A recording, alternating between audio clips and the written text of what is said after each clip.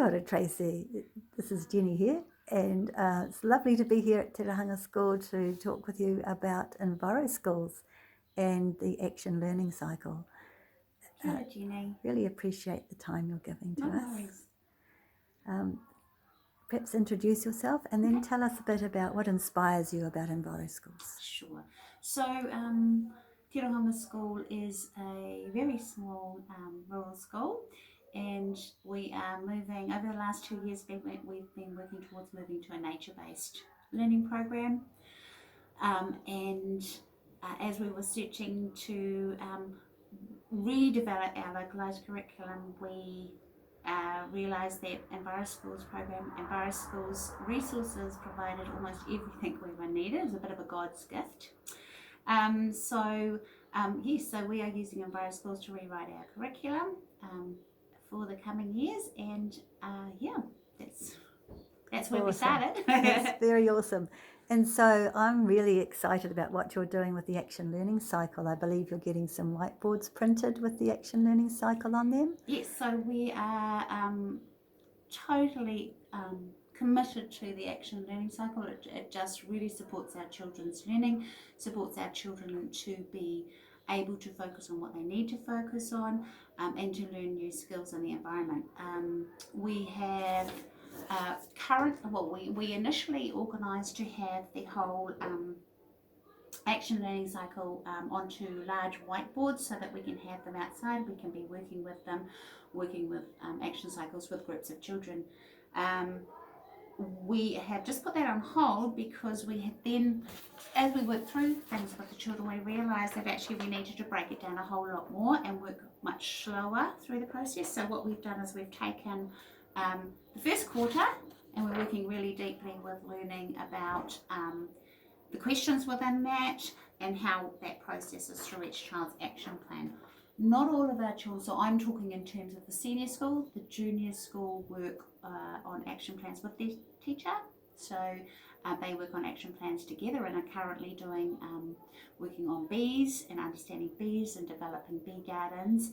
And I think at the moment they've been making wasp traps and they put those around the school so that we can be free of wasps that don't deter our bees. So that's really good. In the senior school we have, so obviously I'm the principal, so I share my class with another teacher who is equally as committed. We are very lucky. And so both myself and Master Craig have an action learning cycle of our own. Those children that understand the process and are keen to move forward, we're working through the process with them on their own action cycle. So we have a botanical artist, a girl who loves art. So she's recording the whole of the school environment with art. We have a few other children working through action processes at the moment.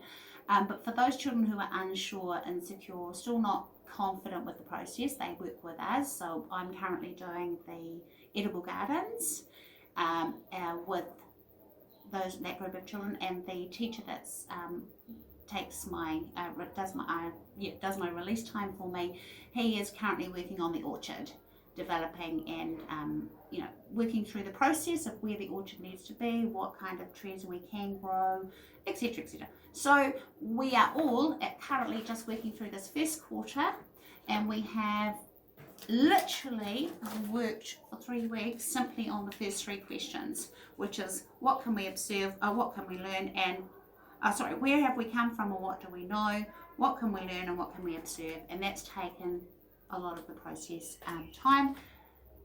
The children are also learning lots of other skills, like becoming their own photographer, developing abilities to get good visual records of what they're doing.